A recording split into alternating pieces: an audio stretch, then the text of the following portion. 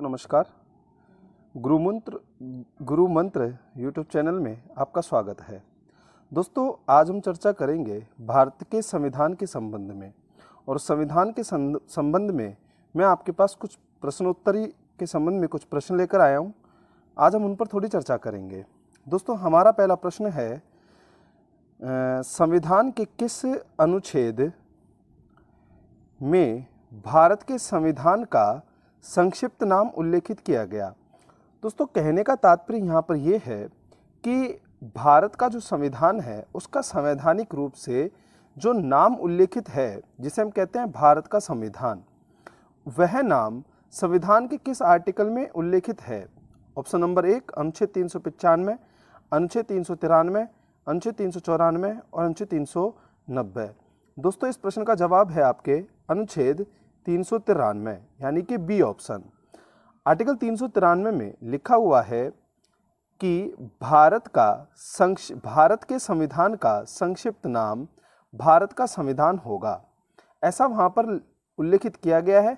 तो हम कहते हैं कि संवैधानिक रूप से हमारे देश के संविधान का नाम है भारत का संविधान। उसके बाद हम अब बढ़ते हैं अपने अगले प्रश्न की ओर।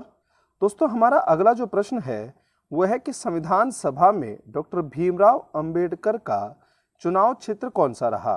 कहने का मतलब कि अंबेडकर जी का चुनाव संविधान सभा में कहां से हुआ या किस क्षेत्र से करवाया गया। इनका ऑप्शन के रूप में है बंबई, मद्रास, पश्चिम बंगाल व बिहार। जैसा कि दोस्तों आप लोगों को विदित है कि डॉक्टर भीमराव अंबेडकर भारतीय संविधान के जनक कहलाते हैं। भारतीय संविधान की प्रारूप समिति जो बनाई गई थी संविधान सभा के द्वारा, उसके ये अध्यक्ष भी रहे, और इन्हीं के कारण इन्हें भारतीय संविधान का जनक कहा गया। हमारे यहाँ प्रश्न है कि अंबेडकर का चुनाव क्षेत्र कौन सा रहा जिसके माध्यम से संविधान सभा में पहुंचे। आपके पास ऑप्शन है बंबई, मद्रास, पश्चिम बंगाल व बिहार। तो दोस्तों, इसका आंसर है बंबई। अब आप कहें साहब बंबई कैसे, हमने तो बंगाल पढ़ा है। तो दोस्तों देखिए, हम बात कर रहे हैं भारत के संविधान सभा को लेकर के। 1946 में जब संविधान सभा का गठन हुआ था, तब भीमराव अंबेडकर का चुनाव दोस्तों पूर्वी बंगाल से करवाया गया था।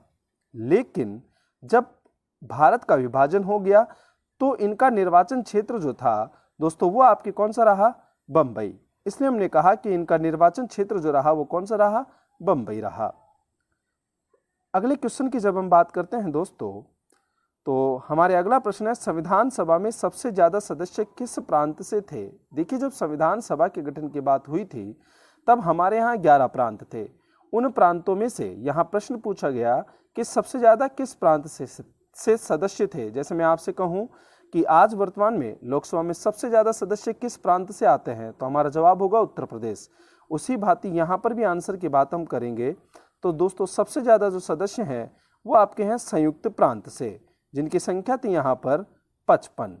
तो दोस्तों ध्यान रखिएगा, संविधान सभा में सबसे ज्यादा जो सदस्य थे वो किस प्रांत से आए, संयुक्त प्रांत से, जिनकी संख्या रही 55। उसके बाद बढ़ते हैं हम अगले प्रश्न की ओर। हमारा अगला प्रश्न है, संविधान सभा में देशी रियासतों में सबसे ज्यादा सदस्य किस रियासत से थे। यानी कि भारत जो प्रांतों में विभाजित था, भारत जो रियासतों में था, तो रियासतों से सदस्य सर्वाधिक कहां से आए। तो दोस्तों उसका आंसर है आपके मैसूर, और मैसूर रियासत से सर्वाधिक सदस्य थे, जिनकी संख्या थी दोस्तों 7। यानी कि देशी रियासतों में मैसूर एक ऐसी रियासत थी जिससे सदस्यों की संख्या दोस्तों सबसे ज्यादा रही। उसके बाद हम बढ़ते हैं अपने अगले प्रश्न की ओर। और दोस्तों हमारा अगला व आज का लास्ट प्रश्न है, अंतिम प्रश्न है कि प्रारूप समिति में सदस्यों की संख्या कितनी थी।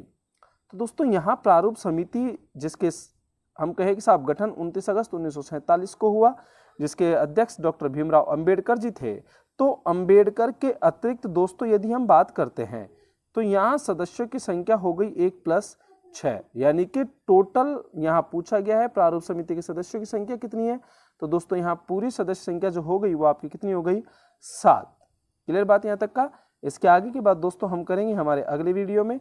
तब तक के लिए आप हमारे साथ बने रहिए हमारे गुरु मंत्र यूट्यूब चैनल पर। धन्यवाद।